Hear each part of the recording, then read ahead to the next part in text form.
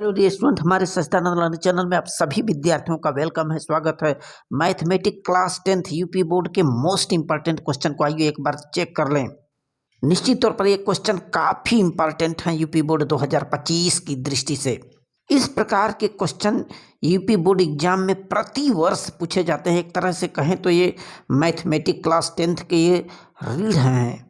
तो आइए पहला इंपॉर्टेंट क्वेश्चन यहाँ पर देखिए। एक, यदि रैखिक समीकरण युग्म 2x + 3y = 5, 4x + ky = 10 के अपरिमित रूप से अनेक हल हैं तो k का मान बताना है।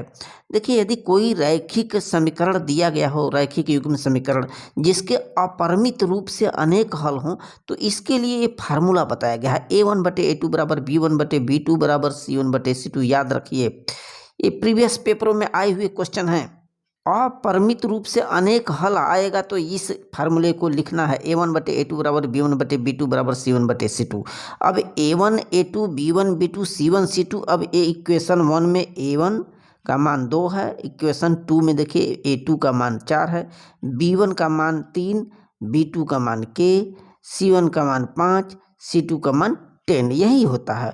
बस इसी को उठा के इस फार्मूले में हम रख दिए हैं। देखिए, a1/a2 यानी कि 2/4 बराबर b1/b2 मतलब कि 3/k हो जाएगा। k की वैल्यू पूछ रहा है, बराबर आपका 5/10।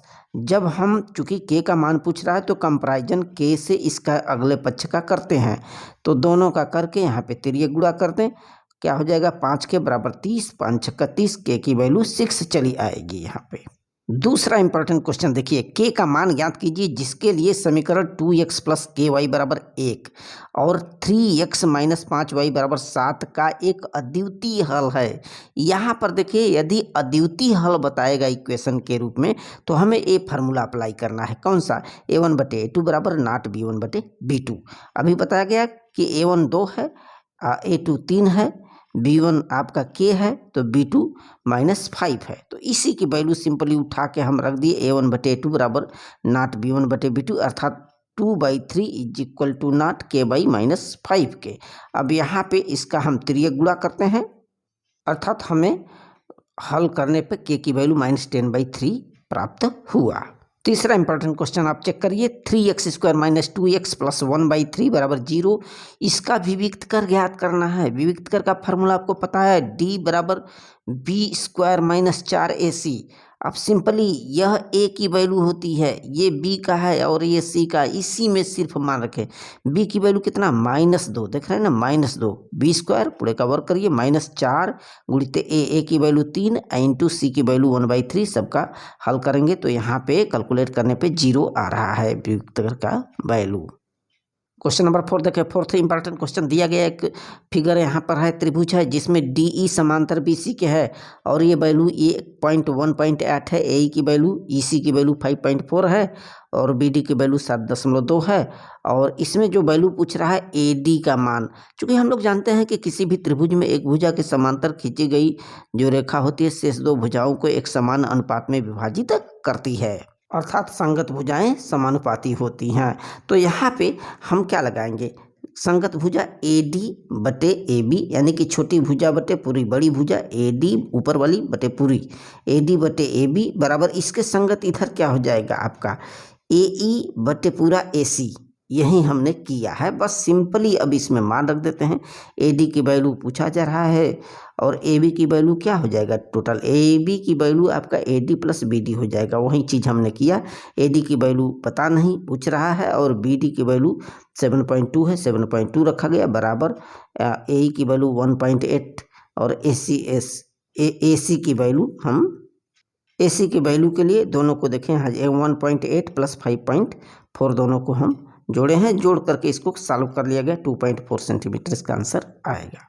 अब क्वेश्चन 5वां इंपॉर्टेंट क्वेश्चन पर फोकस करें। बिंदुओं A, B, A का निर्देशांक देख रहे हैं, -4, 2, B का 5, 6 को जोड़ने वाले रेखाखंड का मध्य बिंदु का ये निर्देशांक दे रखा है α/8, 4। तो अल्फा का मान यहाँ पे पूछा जा रहा है। भुज और कोटि। यहाँ पे सिंपली हम मध्य बिंदु का निर्देशांक का फार्मूला जानते हैं, x1 + x2/2। दूसरे क्वेश्चन में y1 + y2/2। तो अलग अलग ये भुज के लिए वैल्यू होगा और ये कोटि के लिए। तो यहाँ पे बस वही फार्मूला अप्लाई करें तो मध्य बिंदु का निर्देशांक जो दिया है ये मान लें भुज, यानी कि अल्फा बटे 8 बराबर x1 प्लस x2 बटे 2 अप्लाई करें। x1 की वैल्यू देख रहे हैं ना, ये हमारा x1 की वैल्यू है और ये हमारा x2 की वैल्यू है, ये हमारा y1 की वैल्यू होता है और ये y2 की वैल्यू चिन्ह सहित। बस सिंपली जब मान रखेंगे अल्फा बटे 8 यानी कि मध्य बिंदु का निर्देशांक बराबर x1 प्लस x2 यानी कि -4 और प्लस 5 देख रहे हैं ना पूरे के बटे 2। अब ये सिंपली रख करके इसको जब बराबर हल करते हैं तो 2 चौका 8 4 मान आता है इसका। क्वेश्चन नंबर 6वां इंपॉर्टेंट क्वेश्चन आइए चेक करते हैं। दो बिंदु 2,3 और 4,1 के बीच की दूरी पूछ रहा, बहुत ही इंपॉर्टेंट। तो दो बिंदुओं के बीच की दूरी का क्या सूत्र होता है, डी बराबर करड़ी में देख रहे हैं ना x1 माइनस x2 पूरे का होल वर्ग प्लस दूसरे in other blanket T y1 minus y2 पूरे का होल स्क्वायर। अब सिंपली ये x1 x2 y1 y2 अब यही मान रखा गया है, मान रख करके इसको कैलकुलेट कर लिया गया है। अंतिम में यहाँ पर देख रहे हैं घटाएंगे तो 4 में से -2 आएगा, यहाँ पर 3 में से 2 आएगा, वर्ग करेंगे 2 दूना 4 हो जाएगा, 2 दूना 4 4 4 8 यानी कि 8 का जब वर्गमूल निकालें 4 कड़ी में 2, यहाँ पर देख रहे हैं 4 इंटू 2 हो जाएगा और इसका वर्गमूल निकालेंगे तो 2 कड़ी में 2 इसका आंसर आएगा। 7वां इंपॉर्टेंट क्वेश्चन देखिए, यदि साइन ए की वैल्यू 3/5 है तो कास ए की वैल्यू पूछ रहा है। अब इसके लिए सिंपली हम फार्मूला जानते हैं, साइन स्क्वायर प्लस कास वर्ग थीटा, साइन वर्ग थीटा प्लस कास वर्ग थीटा बराबर 1, ये हमारा फार्मूला होता है। अब इसमें सिंपली साइन ए की वैल्यू दे रखा है, अब इसको कास स्क्वायर की वैल्यू हम यहाँ पे पक्षांतर करके निकाल रहे हैं और यहाँ पे लसन ले लिया गया, 25 में से 9 घटाइए 16/25 आया। कास ए चूँकि कास स्क्वायर बराबर इतना आ रहा है तो कास ए बराबर करड़ी में कितना 16/25 का वर्गमूल 4/5 आ जा रहा है। क्वेश्चन नंबर 8वां इंपॉर्टेंट क्वेश्चन देखिए, 5 सेमी त्रिज्या के वृत्त पर 5 सेमी त्रिज्या के एक वृत्त पर उसके केंद्र से 13 सेमी की दूरी पर, यहाँ इसका ये देखिए केंद्र है और ये केंद्र से 13 सेमी की दूरी पर एक कोई बिंदु टी मान लिया गया। तो इस बिंदु से खींची गई स्पर्श रेखा की लंबाई पूछ रहा है। स्पर्श रेखा माने ये पीटी, चूंकि हम लोग जानते हैं कि वृत्त की त्रिज्या और स्पर्श रेखा एक दूसरे पर लंब होते हैं, यानी कि ये वाला कोण आपका 90 डिग्री हो जाएगा। मतलब ये समकोण त्रिभुज हो गया। समकोण त्रिभुज में पाइथागोरस का प्रमेय लगाएंगे तो कर्ल पर का बना वर्ग बराबर शेष दो भुजाओं के वर्गों का योग, वही चीज किया गया, यानी कि OT square is equal to OP का वर्ग प्लस PT स्क्वायर। अब इसमें सिंपली मान रखते हैं OT की वैल्यू 13 देखें, 13 का पूरे का होल स्क्वायर बराबर यहाँ पे त्रिज्या यानी कि OP 5 का वर्ग प्लस PT स्क्वायर। अब इसको कैलकुलेट कर रहे हैं, वर्क करने पर 13 में 169 बराबर 25 प्लस PT स्क्वायर। अब यहाँ पे पक्षांतर करें, PT स्क्वायर बराबर क्या हो जाएगा 169 माइनस 25, अब अर्थात PT बराबर करड़ी में 25 हो जाएगा। वर्गमूल निकाल करके 12 सेंटीमीटर इसका आंसर आ रहा है। क्वेश्चन नंबर 9वां इंपॉर्टेंट क्वेश्चन के 6 सेमी त्रिज्या वाले एक वृत्तखंड के त्रिज्या कोण 60 अंश है, क्षेत्रफल पूछ रहा है। क्षेत्रफल का सिंपली ये फार्मूला थीटा बटे 360 डिग्री थीटा बटे 360 इंटू पाई स्क्वायर, ये सिंपली ये फार्मूला है। अब इसमें सिंपली हम थीटा ये जो कोण है इसका मान रख दिया बटे 360 इंटू पाई का मान 22/7 इंटू त्रिज्या जो दिया है 6 सेंटीमीटर है, 6 उड़ते 6 सब हल कर दीजिए, 6 का 36 6 आ गया, 6 से 6 कट गया, पूरा कैलकुलेट करने पे गुणा करने पर आपके सामने 132/7 सेंटीमीटर स्क्वायर इसका आंसर आएगा। 10वां इंपॉर्टेंट क्वेश्चन चेक करिए, बहुत ही इंपॉर्टेंट। 1.1/2 सेंटीमीटर व्यास वाले किसी ठोस अर्धगोले का संपूर्ण पृष्ठीय क्षेत्रफल पूछ रहा है। ठोस अर्धगोले का, तो अर्धगोले का संपूर्ण पृष्ठ का सूत्र क्या होता है 3πa² होता है, 3πa²। तो इसमें सिंपली मान लीजिए चूंकि ये व्यास है, व्यास का आधा करने पर हमें त्रिज्या प्राप्त हो रहा है, इसीलिए 1/2 में 1/2 का पुनः गुणा करेंगे तो हमें त्रिज्या मिल गया 1/4। अब संपूर्ण पृष्ठ का सूत्र वही है 3πr²।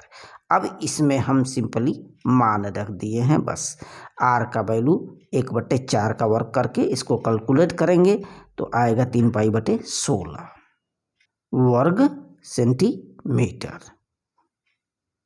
प्रश्न संख्या 11वां देखिए, एक बारंबारता बंटन के लिए माध्य, मध्यिका और बहुलक के बीच के संबंध का सूत्र बहुत ही इंपॉर्टेंट।